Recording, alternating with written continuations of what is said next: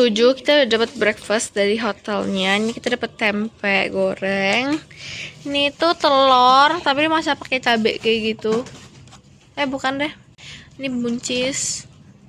Dimasak terus nih ada ayam goreng, ada nasi, ada pisang juga sama ada sendok. Udah sih selesai. Setelah selesai sarapan dan check out dari Red Doors Swakarya Kaliurang, kita dalam perjalanan menuju ke Taman Sari. Tapi sebelum itu kita mampir dulu nih beli bakpia yang terkenal banget di Jogja. Ini tuh namanya bakpia 99, tapi di tempat ini juga jual bakpia 25 dan bakpia-bakpia lainnya.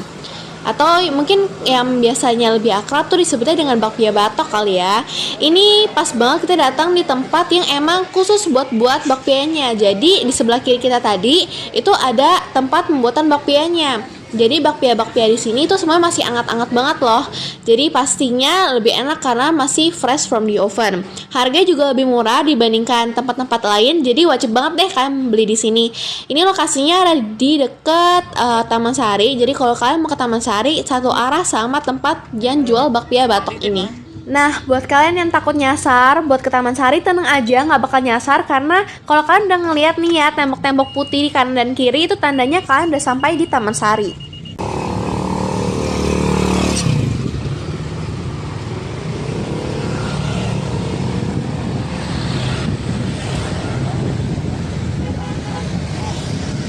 Pemandian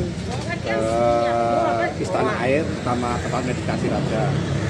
Kalau kita dari sini nanti keluarnya di lokasi terakhir apa itu Pulau Semeti, kita langsung keluar. Tapi kalau parkir di sana lokasi terakhir nanti Pulau Semeti mau ke tempat parkiran muter lagi gitu, muter lagi. Karena lokasinya ada 3 tempat. Ya biasanya parkirnya di lapangan kan? Iya.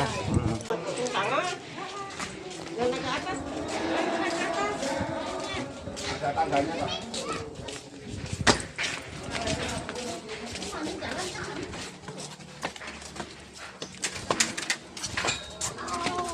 Udah masuk Pak. Belum. Nanti kita bisa ke sini tapi setelah beli tiket di depan. Jadi tiketnya nanti untuk 2 tempat, makanya nanti tiketnya jangan sampai hilang. Soalnya nanti ke sini ditanyain lagi.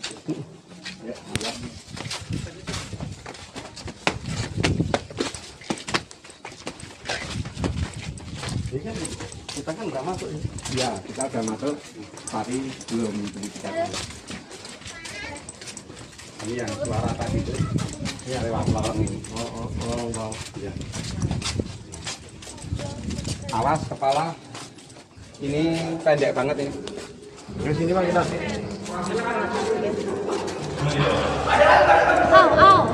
Kejedot gue nih.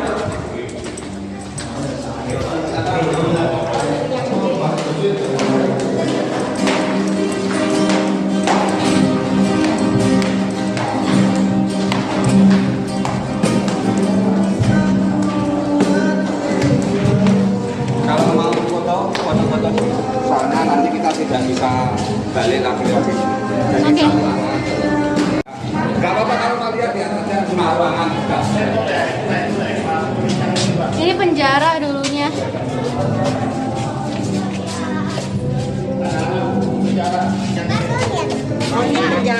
Penjara. Lu bikin salah penjara.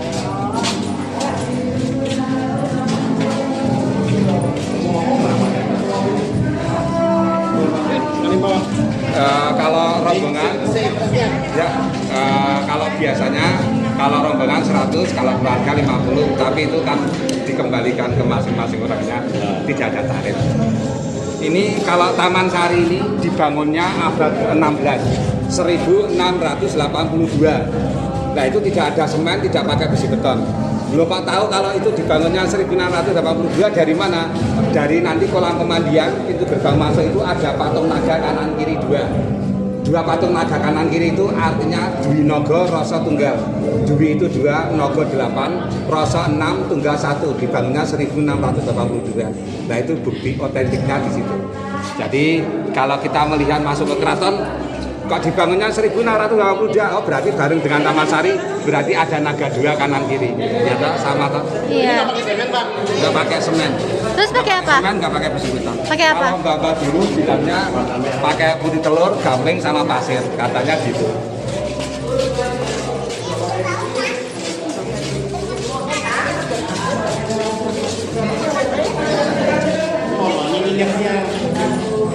Tuh ada bapaknya bawa.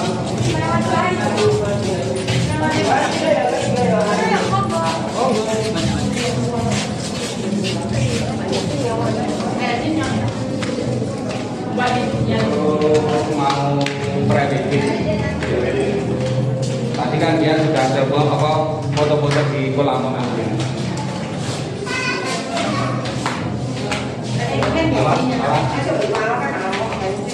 Awas kepala. Ini pendek sekali. Oke. Ini pintu-pintu pendek. Nanti di kolam pemandian juga gitu pendek-pendek semua. Itu bukan berarti orang zaman dulu pendek, bukan. Itu karena filosofi dari Keraton Jogja, orang itu harus kula nuwun dan sewu. Jadi pembelajarannya itu tidak boleh menyombongkan diri. Iya. Jadi berhormat gitu ya. Iya, betul. Dengar tuh, sejarah Jadi kalau nanti masuk ke sana kok pintunya ada pendek semua, lah itu tujuannya seperti itu. Jadi orang itu diharapkan untuk nyuwun sewu kula nuwun, tidak boleh menyombongkan diri. Iya.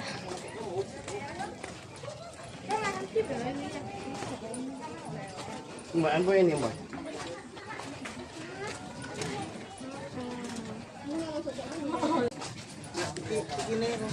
Oh, salah pendek kepalanya.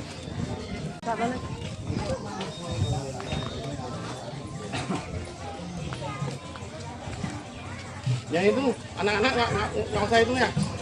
Anak-anak. Yang itu berapa orangnya, Mas? Ini nanti 13 lah, yang kecil enggak toh.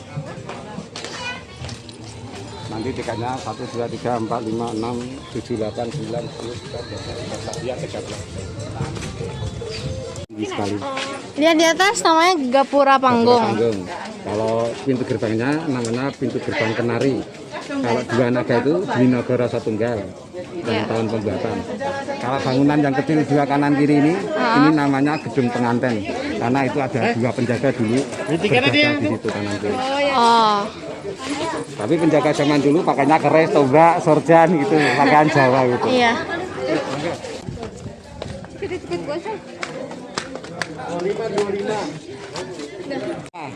Kalau dulunya taman-taman gitu.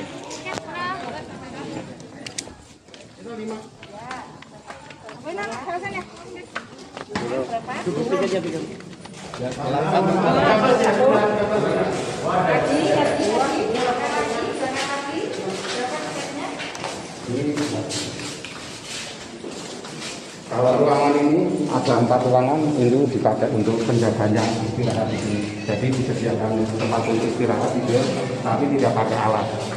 Boleh di sini tapi tidak boleh.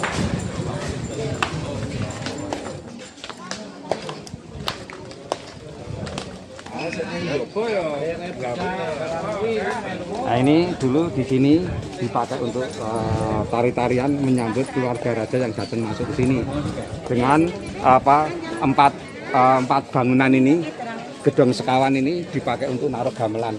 Gamelarannya Kiai Sekati sama Nyai Sekati, 4 tempat ini nanti ditabuh gamelannya keluarga raja masuk ke sini.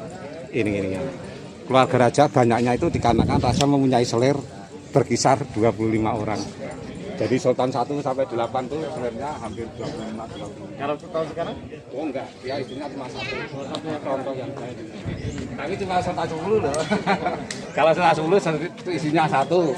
Kalau yang lainnya selirnya banyak. Iya.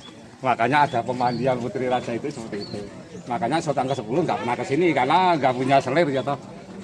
Oh. Terus itu ada kepala buta itu yang atas itu namanya Kolomakoro. Itu kebudayaan Hindu, itu rajanya jin. Jadi diharapkan dengan dipasangnya kepala di situ tuh makhluk halus yang di sini tidak akan mengganggu. Maka kalau mau foto di sini bagus. Ada itunya. Mau foto nggak? Foto dari sini. Mau foto enggak? Ya. Jalan masuk. Maskernya Mas dipasang Mas. Ya. Gibi, jangan maju duluan, Gibi. Gibi sini.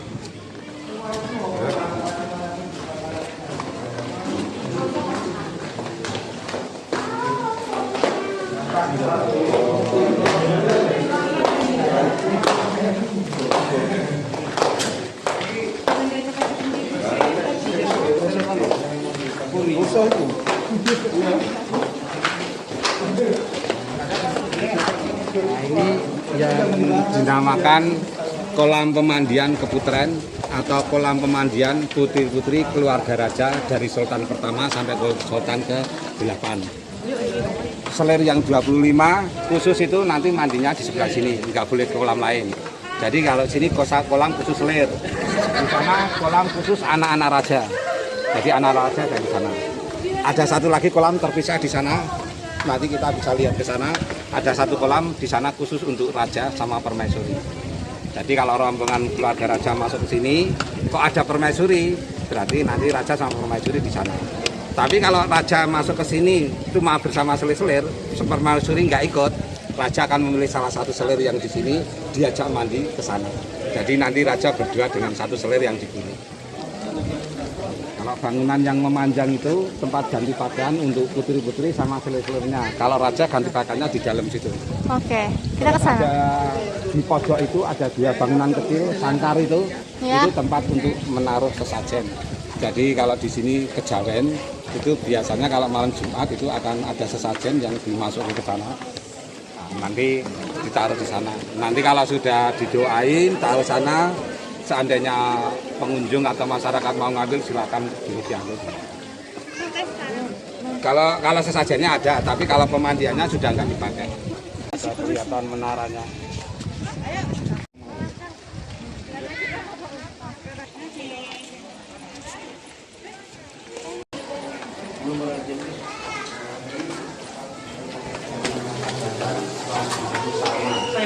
Ini kolam raja, ini tempat ganti pakaian. Jadi raja kalau sehabis mandi di sini akan menggerakkan badan sini supaya keringatnya keluar. Ini sauna tradisional. Sauna. Nah ini tempat sauna yang sifatnya tradisional. Kalau raja sama permaisuri itu duduk di sini. Di bawahnya ini akan dibakari dengan raktus. Raktus itu semacam rempah-rempah untuk pewangi ruangan, juga akan panas jadi keringatnya keluar. Kalau mau foto di sini duduk, difoto dari sini bagus. Ini ada kaminya, nggak bisa. Iya. Mau foto nggak? Itu bunga buat apa? Oh itu biasa orang di sini kan suka ada sesajen. Tapi itu cuma keyakinan aja. Ya, kalau mau foto silakan duduk di sini. Ini kolam satu yang khusus dipakai untuk permaisuri, atau kalau permaisuri nggak datang ke sini berarti raja kan punya salah satu selir yang di sana mandi akan dibawa untuk mandi dengan raja di sini.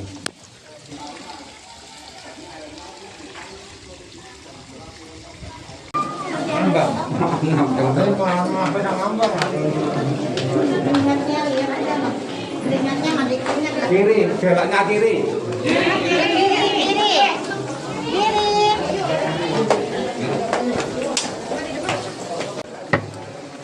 Kita mau kemana, Pak?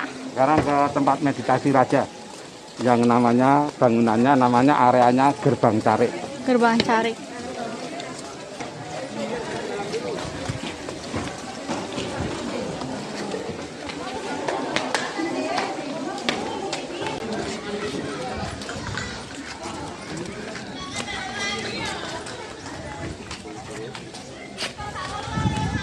Ini ada segi 8 ini dinamakan gedung Lopa-Lopa. Kalau gepuranya itu dinamakan Gepura Agung, karena dinamakan Gepura Agung paling besar dan paling komplit ukirannya. Itu detailnya ukirannya itu paling komplit, makanya dinamakan Gepura Agung. Di sini pakai tari-tarian namanya dengan saja, tapi cuma dilakukan pada saat setiap bulan purnama. Kalau malam bulan purnama ada tari-tarian di sini. Sampai sekarang masih ada? Kalau sekarang cuma tinggal sesajennya. Kalau tari-tariannya setelah COVID ini nggak pernah diadakan. Tapi kalau sesajennya terus tiap bulan purnama. Ini kan agak gede, sesajennya banyak. Nanti masyarakat boleh makan gitu, ngambil setelah selesai didoain. Kalau dulu kan sambil makan lihat tari-tarian, sekarang sudah nggak, tariannya nggak, setelah COVID ini berhenti. Tapi sesajennya tetap. Kalau itu Gepura Agung yang paling besar. Nah, ini nanti kita yang ke sana ke tempat Gerbang Carik, tempat meditasi raja. Nanti udah selesai, jalan ke sini lagi, terus ke sana ke tempat yang bangunan tinggi tadi. Hah? Nah, selesai langsung turun ke tempat mobilnya. Ini tempat apa nih? Kalau ini gerbang keluar. Oh, gerbang keluar. Tapi kalau mau ke sana sudah ditutup. Jadi cuma pintunya masuk sini.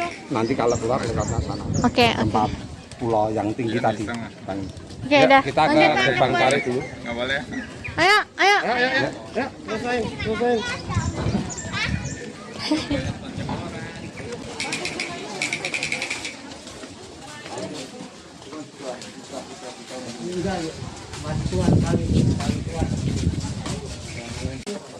Berapa, Bu? Ya, itu gula batu untuk penawar getah. Getahnya jeruk. Oh, Kan sering pahit kan? Oh, ya. supaya nggak pahit ya. Ya, kalau jeruk baby kan gitu. Bukan gula pasir tapi gula batu. Itu kalau bulan Ramadan tidak tinggal di keraton tapi tinggal di sini selama 30 hari untuk berpuasa. Jadi puasanya Sultan dulu 1 sampai 9 itu mesti di sini. Jadi nanti raja akan diladen semua buka sahur. Nah, setelah selesai Ramadan kemudian raja baru kemudian masuk ke ruang meditasi, masuk ke situ 3 hari 3 malam tidak makan tidak minum. Siapa? Raja. Oh, raja. Kenapa dia? Itu sultan pertama sampai ke 9 itu kalau bulan Ramadan puasa biasa di sini 30 hari tapi pakai sahur sama buka.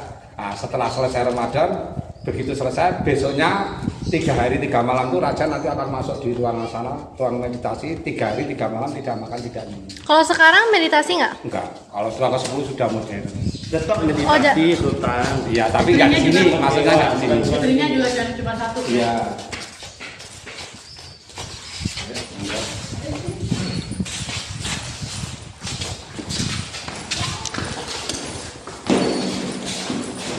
Ini ruangan ini area di sini pokoknya cuma khusus untuk raja. Anak-anaknya pangeran-pangeran istri nggak boleh masuk sini. Karena ini khusus ruang untuk yang baru.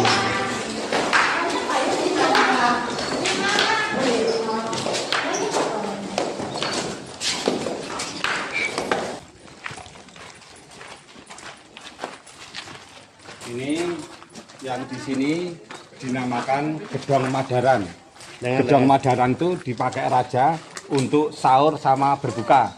Itu ruang sahur sama berbuka. Di sini yang dapurnya. Ini dapurnya masih ada petilasannya, cerobongnya di sini.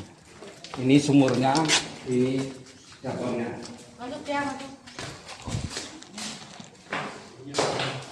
Nah, ini juga cerobongnya berbentuk dari kayu juga. Jadi cerobongnya tidak dari yang posek, sampengan itu enggak, tapi dari sini. Ini yang masih tradisional kuno. Ini tempat untuk masaknya. Ya, jadi makanan ada di sebelah sana. Ini dapurnya tempat ini goreng. Ini yang untuk motong-motong daging.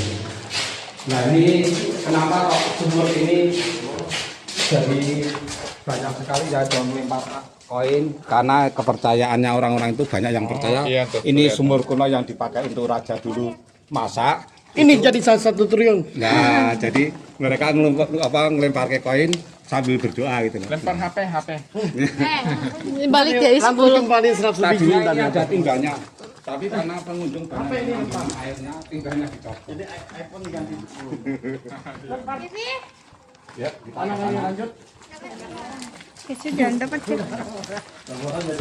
Jangan tuh lebih kecil ya, lebih gampang naik ya.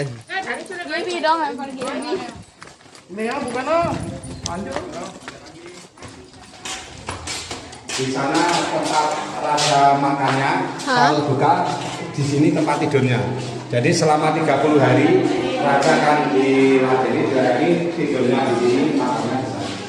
Dan tidurnya tidak pakai alas, cuma ada begini. Nanti di bawahnya ini ada lubang, itu nanti dibakari lapus untuk menghangatkan daya.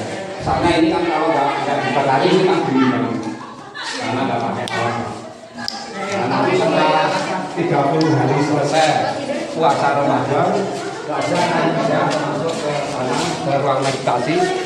Penjaga harus balik ke sana, nggak boleh masuk ke sini. karena ini khusus untuk rajanya. Di sini pintu ditutup, penjaganya ke sana semua. Nah, ini tempat meditasinya masuk ke sini.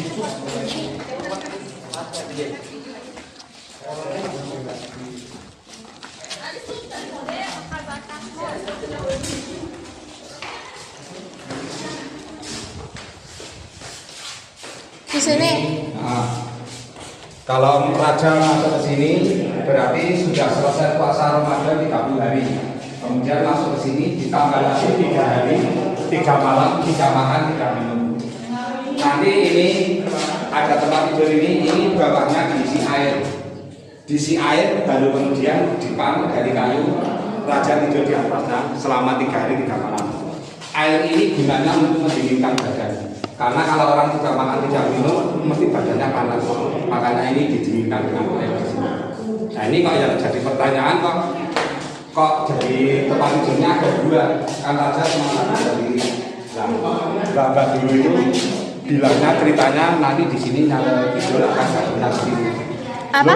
Nyai Loro Kidul. Oh. Nah, Nyai Loro Kidul kan ada hubungan dengan raja-raja keraton.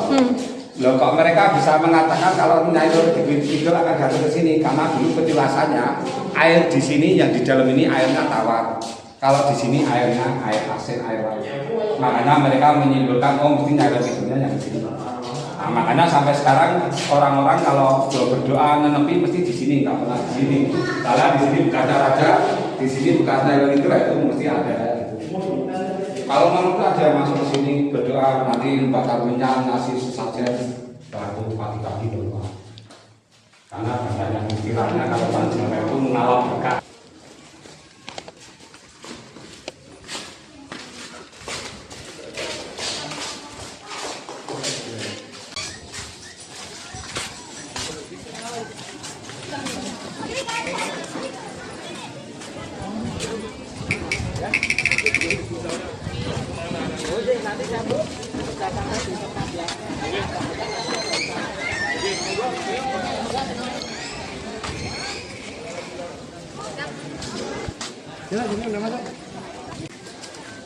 Kepala ini tanda-tanda.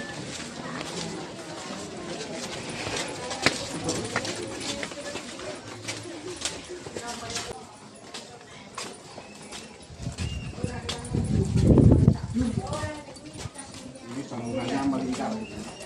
Di bawahnya ini. Jadi di bawahnya rumah ini, di bawahnya ada bangunannya. Ini jendela, lewatnya lorong bawah ini.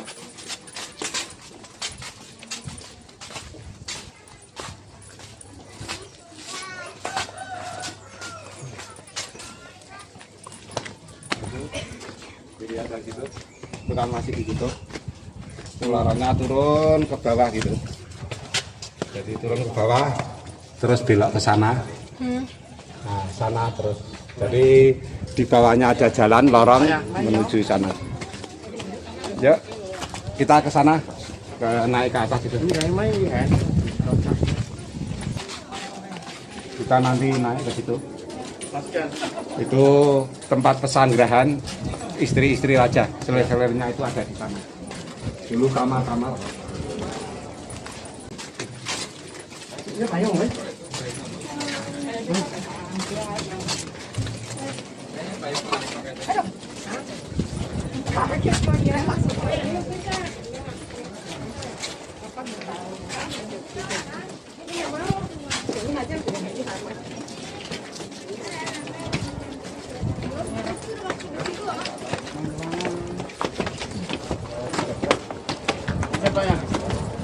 Semuanya ada 13 tuh, ada pegang dulu. Dan tiket kumpulin aja. Tiket kumpulin sini. Kalau ini yang kepala engkau, yang kolong Makoro, yang tadinya di atas sana kena gempa jatuh 2005, tidak dinaiki lagi. Aduh.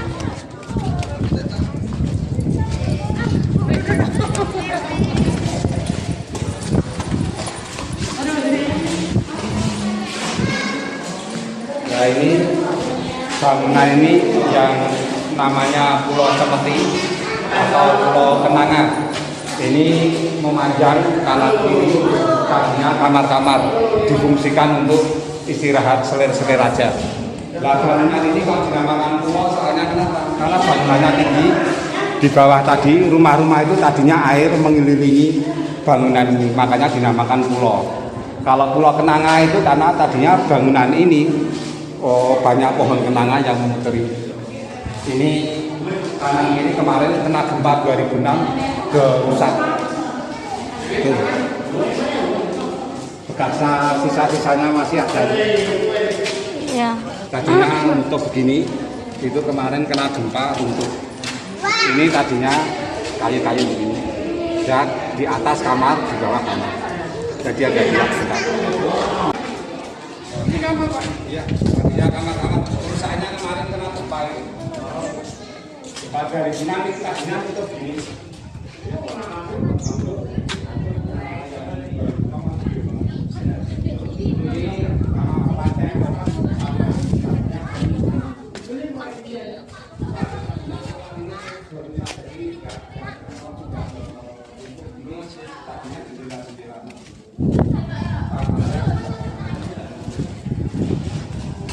Batu-batunya yakin kan itu batunya itu sampai sekarang belum dibersihkan yang rusaknya karena kan alat beratnya nggak bisa masuk ke sini jadi turun semua ditaruh di sana.